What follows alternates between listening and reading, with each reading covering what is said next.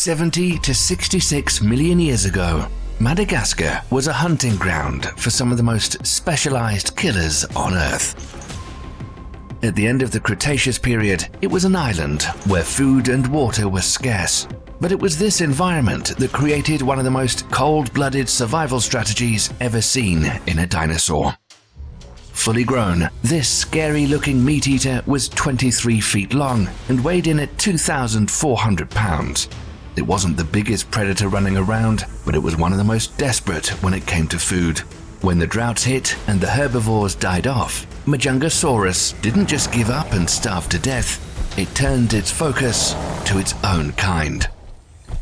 The first remains of this creature surfaced in the northwest part of Madagascar in a place called the Maip Formation. A brutal, semi-arid floodplain where the rivers would dry up for months, leaving nothing behind but baked mud and rotting carcasses. Majungasaurus was the king of this wasteland. It had a short, blunt snout and a single, small horn on top of its head. Its legs were unusually short for a predator of its size. It was not built for the long chase, but for the struggle. Its mouth was lined with rows of serrated teeth designed to grip and saw through thick hide like steak knives. With a bite force of nearly 8,000 newtons, it didn't take chunks off its prey. Instead, it latched on and refused to let go. In short, stocky legs acted like anchors and allowed the predator to use its entire body weight to wrestle its prey to the ground. It was an ambush killer, lurking around the dried-up riverbeds, waiting for anything, including its own kind, to stumble past. We know this because the evidence left behind in the dirt was a chilling telltale sign of cannibalism.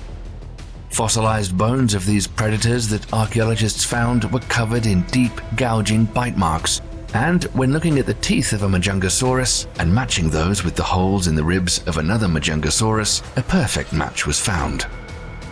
This wasn't a territorial dispute or a fight over a mate. This dinosaur would strip the meat off the bones of its own kind to stay alive. Majungasaurus represents the scariest part of nature, the moment when the biological drive to survive overrides everything else.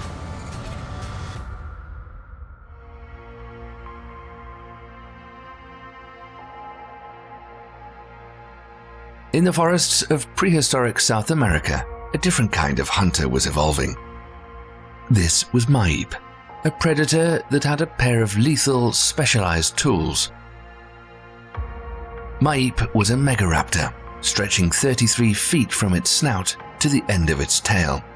It stood 10 feet tall at the hip, making it the largest megaraptor ever discovered. Its primary hunting weapons were huge curved talons that measured over 13 inches in length and functioned like biological scythes. Uncovered in the Chirilo Formation of Santa Cruz, Argentina, Maip lived in a world of transition. The Andes Mountains were rising, and the lush forests were clashing with cooling temperatures. In this environment, Maip didn't hunt with its jaw first, like other meat-eaters. Its chest was broad and powerful, and evolved to anchor massive arm muscles. The name Maip comes from an Aunikenk mythological figure, or an evil spirit that kills with cold wind. It's a fitting title for a predator that likely hunted in the freezing mist of the southern hemisphere. The massive talons it wielded weren't for grabbing its target, they were designed for hook and pull disembowelment. It reached out, hooked its 13-inch spikes into the soft underbelly of its victim, and simply leaned back, unzipping its prey. It was a specialized killing method that allowed Maip to stay out of reach of a dying animal's kicks while it watched the life leak out of them. It was a shadow in the forest that could end the life of its prey before the victim even realized what was happening.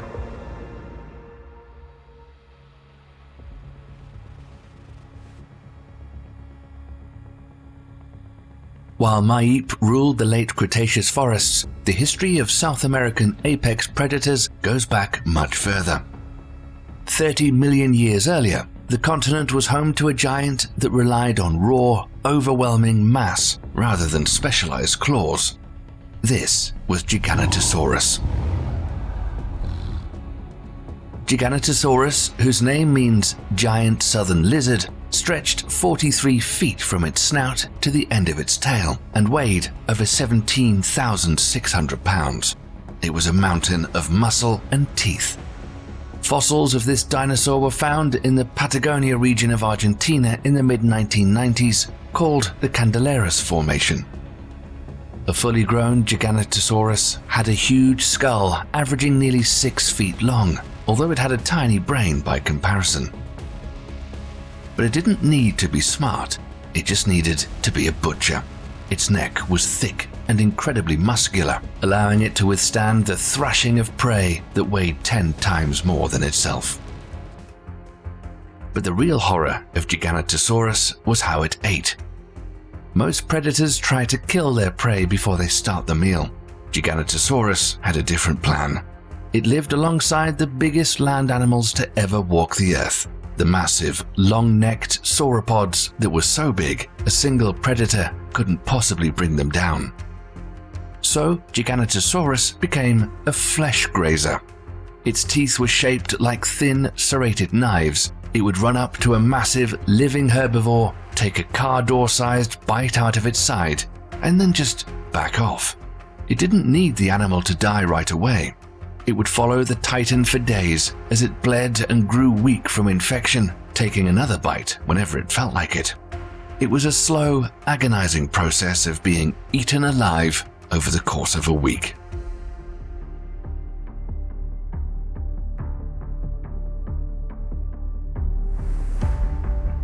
Now imagine you've escaped the forests and the open plains. You've reached a river. You think you're safe because you don't see any massive shadows in the trees. That's exactly what the Spinosaurus wanted you to think.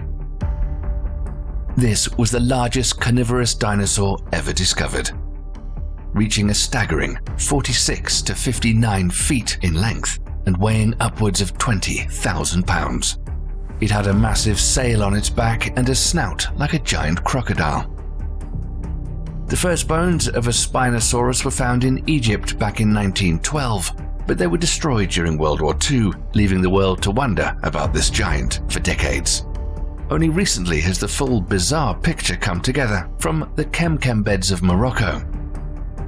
This was a river of giants, a massive waterway system in North Africa.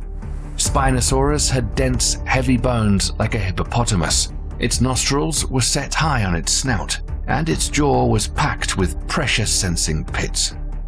These pits allowed it to feel the vibrations of a struggling animal in the water, even in total darkness. The horror here wasn't just the sheer size of the creature, but the lack of warning it was going to attack. Spinosaurus was a master of the water's edge hunting technique. It could float almost entirely submerged, with only its nostrils and eyes above the surface, similar to modern crocs and alligators. Land animals coming for a drink would see nothing but a calm lake. Then, in a split second, 20,000 pounds of prehistoric nightmare would explode out of the water. With cone-shaped teeth designed to grip slippery prey and massive claws that could hold a victim underwater, the Spinosaurus turned every watering hole into a grave. There's a specific kind of fear in the unknown, and for millions of years, the Spinosaurus was the reason land animals were terrified of the dark, murky water.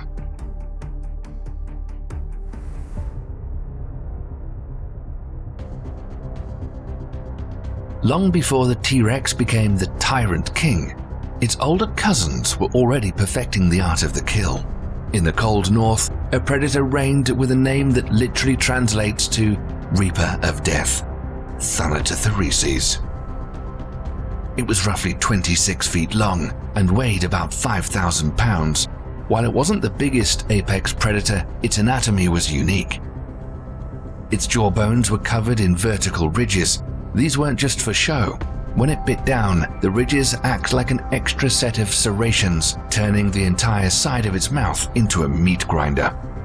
First identified from a skull found in Alberta, Canada, this reaper lived in the foremost formation. It was a coastal plain environment, thick with mud and shifting tides. Thanatotheristes was the apex predator of this region for over 2 million years. It hunted horned dinosaurs like Xenoceratops, using its long, deep snout to deliver bites that could crush through thick hide and bone. Unlike later tyrannosaurs that had massive round teeth, the Reaper's teeth were more like blades, designed to slice through muscle and cause massive bleeding. It lived in a world of extreme competition. It had to be faster and more violent than anything else just to stay alive.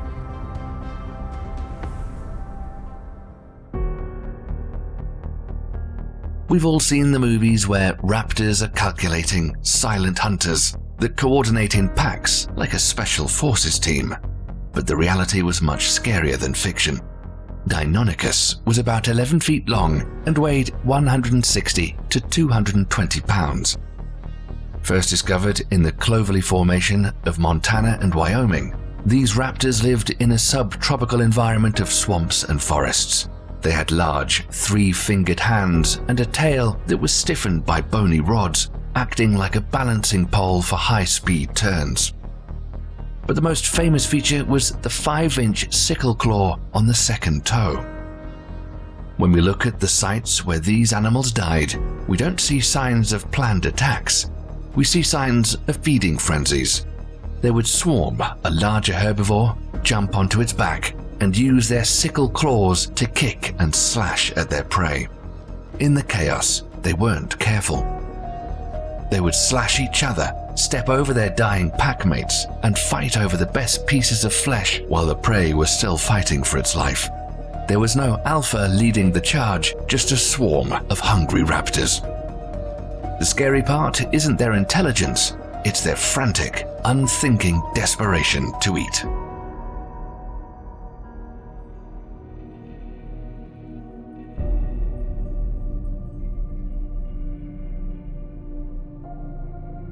To understand how scary these dinosaurs were, you have to look at what they could survive. There's a record of a Daspletosaurus, a 30-foot-long relative of the T-Rex that lived one of the most miserable lives imaginable. Found in the Oldman Foundation of Alberta, Daspletosaurus lived in a lush, forested floodplain. It shared its world with other large tyrannosaurs, meaning every day was a fight for territory and food. Daspletosaurus was more heavily built than its cousins, with a massive skull designed to absorb the shock of its own bite force. It was the heavy hitter of its era, often preying on armored dinosaurs. The skull of one particular Daspletosaurus is a record of prehistoric violence.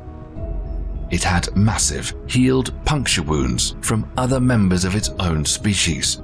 It was bitten on the face, bitten on the back of the head, and had chunks of its jaw ripped out, and it lived through it.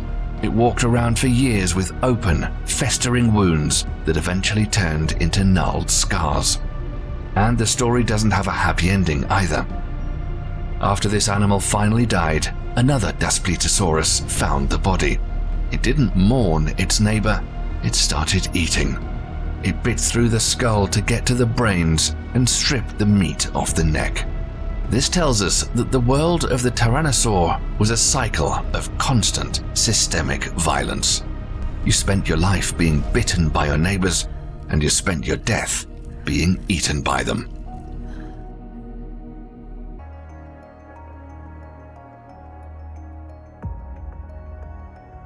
Imagine walking into a clearing and seeing not one, but 7 massive predators. This is what was found in Argentina. A bone bed containing the fossilized remains of several Maposaurus. These creatures were 33 to 40 feet long and weighed around 8,000 to 11,000 pounds. The site, found in the Winkle Formation, is one of the most significant discoveries in South America.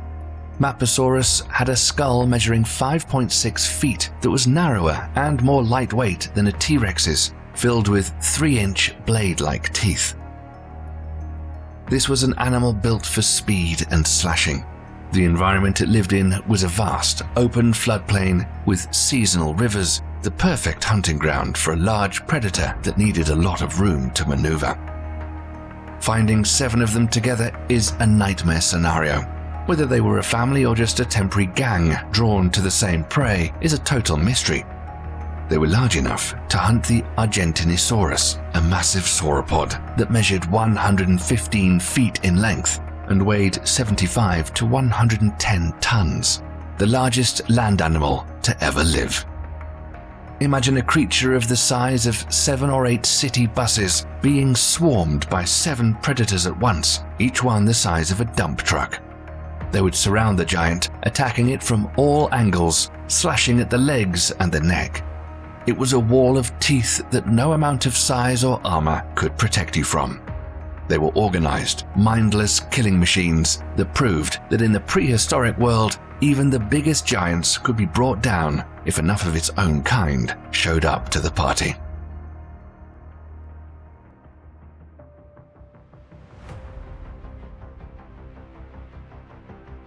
We've looked at the giants, the swimmers, and the slashers. But we've saved the best for last with the creature that perfected the art of the kill. The Tyrannosaurus Rex. Fully grown, the average T-Rex was 40 feet long and weighed a massive 16,000 to 20,000 pounds. First discovered in 1902 in the Hell Creek Formation of Montana, the T-Rex lived in a diverse world of swamps, forests, and rivers. Its eyes were the size of oranges and pointed forward, giving it better depth of perception than a modern hawk. It could smell a carcass from miles away and hear low-frequency sounds that other dinosaurs couldn't even detect. People think they know the T-Rex, but they don't understand the physics of it. Every other dinosaur we've talked about used their teeth to cut or grip. The T-Rex was different. It used its teeth to explode. The T-Rex had a reinforced impact-resistant skull that allowed it to bite down with a force of 60,000 newtons. To put that into perspective, that's the equivalent of 60,000 pounds of pressure per square inch, about the same concentrated force of a heavy-duty industrial car crusher used to flatten a junk car into a suitcase-sized chunk of metal. T-Rex didn't just bite its prey, it exploded its bones into shrapnel. When a T-Rex bit a Triceratops, it didn't just leave a scar, it crushed the spine, shattered the ribs, and pulverized the internal organs. It was the only predator that could eat the entire animal, hide, meat, and bone. It was a biological wrecking ball. It wasn't scary because it was mean. It was scary because it was the pinnacle of evolution. It had the most powerful bite force of any creature to ever walk on land, backed by the intelligence to track prey for miles and the bulk to finish any fight it started. It's arguably the scariest dinosaur ever, because it was the one animal that left no survivors and no remains.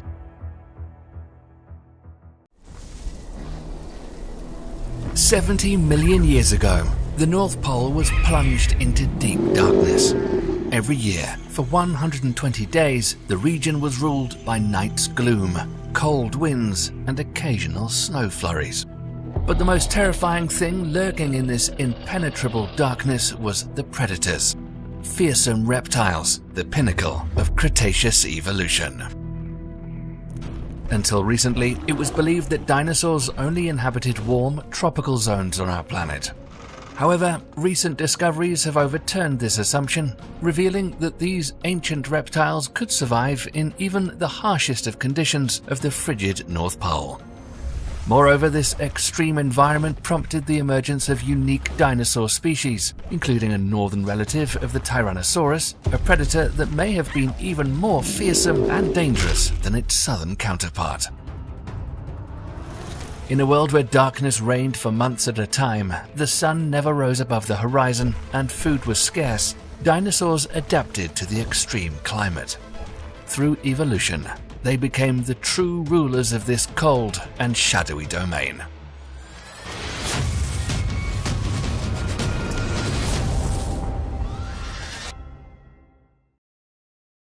At the end of the Cretaceous period, the North Pole was nothing like it is today.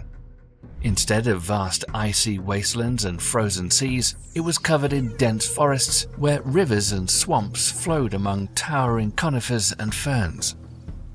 The climate was much warmer, resembling modern temperature zones, yet it experienced sharp seasonal changes that made survival challenging and unpredictable. During summer, the North Pole became a true paradise. Temperatures rose to a comfortable 10 to 15 degrees Celsius, creating the perfect conditions for vegetation to thrive. Swampy lands, thick with ferns, mosses, and horsetails, stretched across the region. During this season, the inhabitants enjoyed an abundance of food. Forests were full of lush foliage, and rivers and lakes teemed with life. But then came winter, and the world transformed. For 120 days, the sun disappeared beyond the horizon, plunging the land into total darkness. The polar night had begun.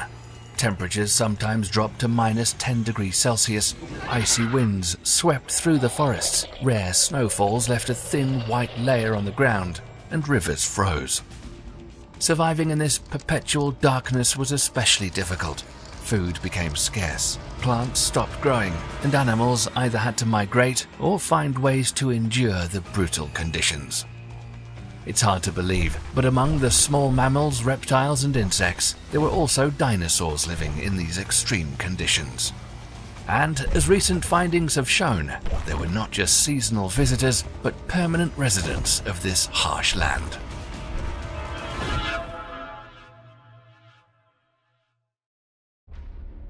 It all began with a discovery along the Colville River in northwest Alaska.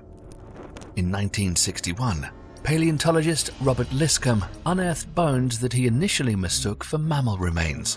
It wasn't until 1984 that scientists studying the site found fossilized skin impressions and footprints, which, upon further analysis, turned out to belong to dinosaurs. This discovery sparked debates regarding how cold-blooded creatures could survive in the Arctic. At first, scientists theorized that dinosaurs were only seasonal visitors, migrating south in the winter, covering distances of up to 2,000 miles to escape the cold. However, in 2014, new findings challenged this theory. A few hundred miles south of the Colville River, footprints of Hadrosaurus were discovered, including juvenile tracks. This indicated that Hadrosaurus lived in the Arctic year-round, since young dinosaurs would have been unable to undertake long migrations. Further research revealed evidence of 7 different dinosaur groups inhabiting the North Pole, including both herbivores and carnivores, ranging from small to large species. Fossil evidence showed that these dinosaurs nested in the region, suggesting they did not migrate when the cold set in. Some species, like the duck-billed Hadrosaurus, required 6 months to incubate their eggs. If females started brooding in spring, the hatchlings would emerge just as winter approached. But what were these Arctic dinosaurs like?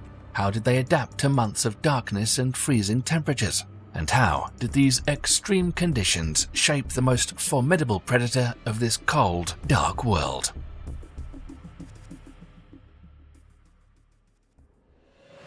The first creature we spot in the snow-covered polar forest is a small but confident dinosaur moving effortlessly through the dense darkness. It remains nearly invisible among the trees, stealthily searching for its next victim. This is Troodon, a small but incredibly fast and fierce hunter. As the polar night descends, this predator fully unleashes its potential.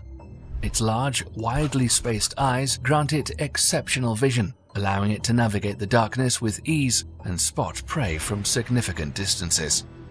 Additionally, it's incredibly fast and agile, leaving its prey with almost no chance of escape.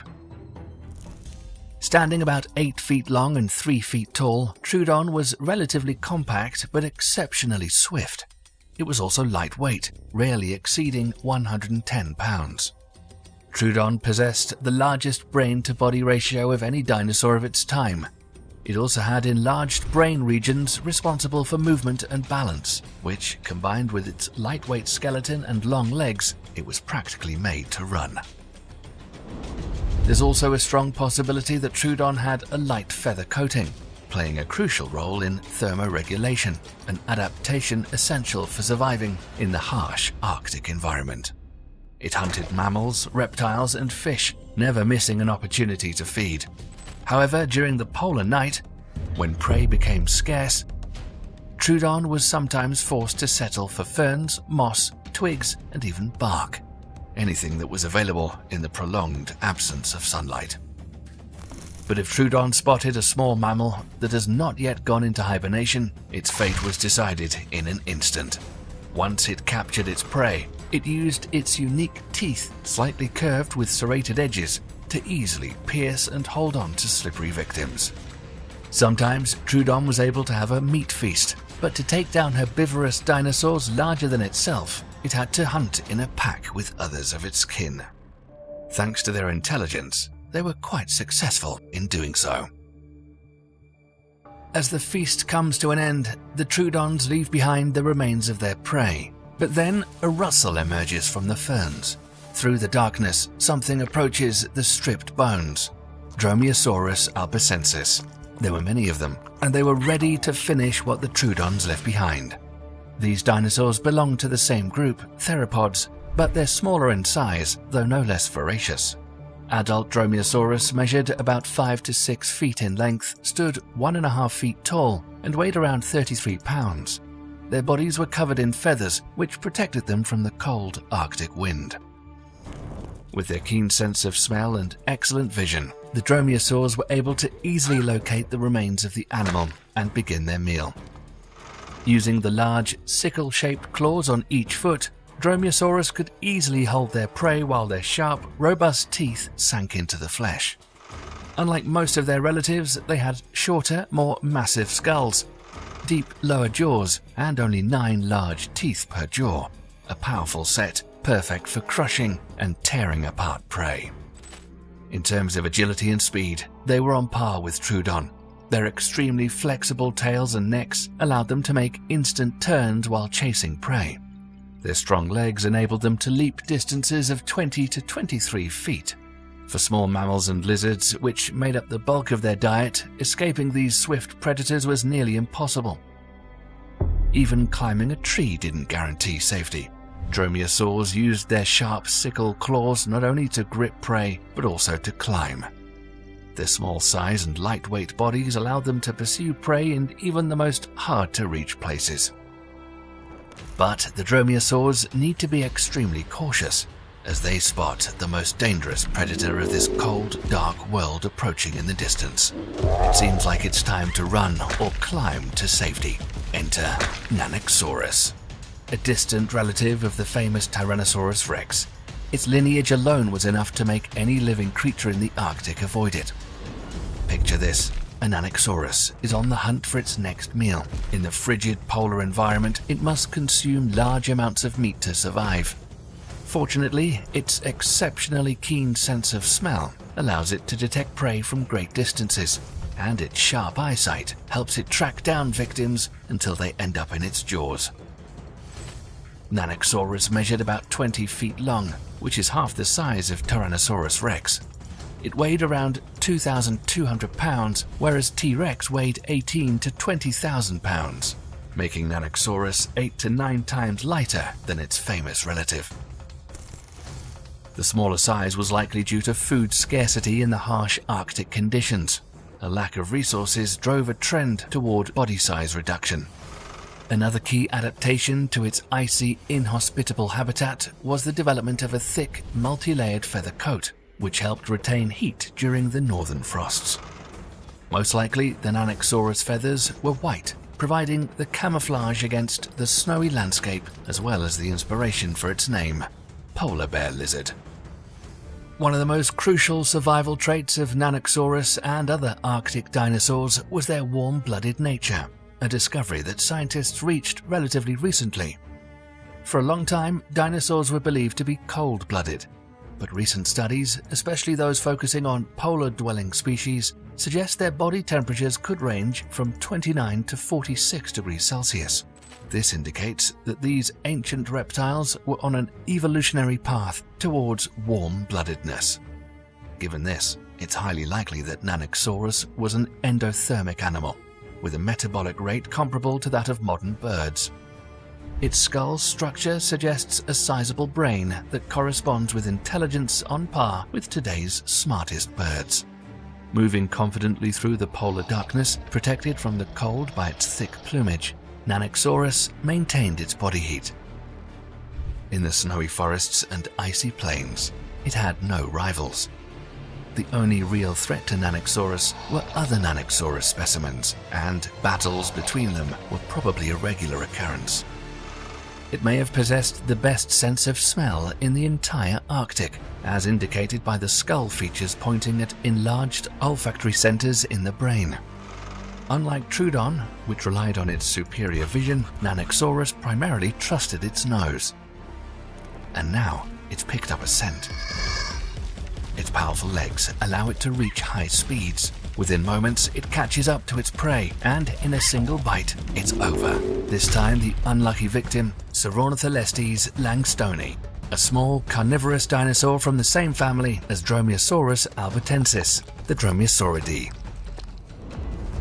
Standing at just 2 feet tall, this dinosaur had a body length of around 5 feet, occasionally reaching up to 6 feet. It weighed no more than your microwave, just 22 pounds. The long-legged, lightly built predator closely resembled another classic member of the Dromaeosauridae family, the Velociraptor. Despite its speed, agility, endurance, and ability to leap great distances, it could not escape Nanuqsaurus. Its fate was to become prey to the greatest predator of the North Pole. But don't let Thanatotheristes' modest size fool you. It was a dangerous hunter with plenty of sharp and painful surprises in its arsenal. Equipped with 2 long, curved, blade-like claws on the second toe of each foot, it could easily wound and restrain its prey, which included fish, small lizards, and mammals. To cope with freezing temperatures, Thanatotheristes developed a coat of feathers, and its small body size gave it better thermoregulation. It also possessed an acute sense of smell, which helped it locate its next meal. Once it found prey, it used its fang-like teeth to finish the job. For safety, it primarily targeted smaller animals. After finishing its meal, Nanuqsaurus resumes patrolling the cold wastelands of the Arctic. It was the region's most formidable predator, but it's not its largest dinosaur. As summer arrived, among the towering ferns and dense trees emerged a true giant, the largest land dweller of the polar world, Gigantosaurus, a member of the Hadrosauridae family. This species was highly migratory, capable of traveling over 1,000 miles. Due to this, paleontologists have nicknamed them nomadic dinosaurs. When the Arctic came back to life after the long polar night, Edmontosaurus would arrive for its summer retreat. To sustain itself, it required vast amounts of food, which was unsurprising given its size, reaching between 30 and 43 feet in length and weighing around 8,800 pounds. This giant's front limbs were shorter than its hind limbs, but still powerful enough for quadrupedal movement. However, Edmontosaurus could also rear up on its hind legs for defense or to reach taller vegetation. It had a flat, toothless beak at the front of its mouth, but at the back, it was riddled with hundreds of small, closely packed teeth arranged in multiple rows, forming a dental battery for grinding tough plants. These giant herbivores typically lived in large herds, which helped them survive in harsh conditions, especially when faced with one or more Nanuqsaurus. Another species that relied on herd life for protection was Tyrannosaurus, a member of the Ceratopsidae family. They also primarily lived in groups to defend against predators. These were large herbivores, with the biggest individuals reaching 26 feet in length and weighing as much as Edmontosaurus, around 8,800 pounds. Unlike many other ceratopsians, Tyrannosaurus lacked large horns on its nose. Instead, it had a massive bony boss, thickened growth on its snout and forehead, along with smaller horns above its eyes and on the sides of its skull, likely used for additional defense. It also had a powerful beak for stripping tough vegetation, and its massive tail helped it maintain balance, an important feature considering that it weighed more than a Tesla Cybertruck. Its sheer size provided excellent protection, and it was unlikely to fall prey to predators often, especially due to its strong herd instincts. These were quite slow and idle animals, which cannot be said for the next herbivorous representative of the North Pole. In contrast, this Arctic dinosaur relied on speed for its survival, and could even outrun Troodon. We're talking about Alaskasafell, a member of the Pachycephalosaurus family. This sprinter moved on two long, powerful legs, following only one principle: run or be eaten. It was similar in size to Troodon, reaching a length of 7.4 feet, a height of about 3 feet, and weighing up to 90 pounds. Its most distinctive feature was its thick, dome-shaped skull, characteristic of all pachycephalosaurs. This was likely used in displays of strength or in headbutting contests within its species. The dome-headed dinosaur's front limbs were relatively short but well developed, likely featuring 5 fingers. Its skull was approximately 8.5 inches long. The dinosaur's body was compact and rounded, with a long, stiff tail that helped maintain balance while running. It may have had camouflage-colored skin, possibly in shades of brown and green, which helped it blend into the summer environment. Another incredibly fast Arctic herbivore closely resembled a modern ostrich, not only in appearance but also in lifestyle. Ornithomimus was a large, feathered dinosaur with an omnivorous diet, feeding on plants and occasionally hunting small animals. Its body measured 12 feet in length and weighed around 370 pounds. Its height slightly exceeded that of an average human. Ornithomimus had powerful long legs with 3 toes, shorter, thinner arms, a long neck, and a small skull with a toothless beak. Its body was covered in dense plumage, providing insulation in cold climates. Despite its speed, Ornithomimus often fell prey to packs of Troodon or Nanuqsaurus, which could easily detect the ostrich-like dinosaur from afar and begin its hunt.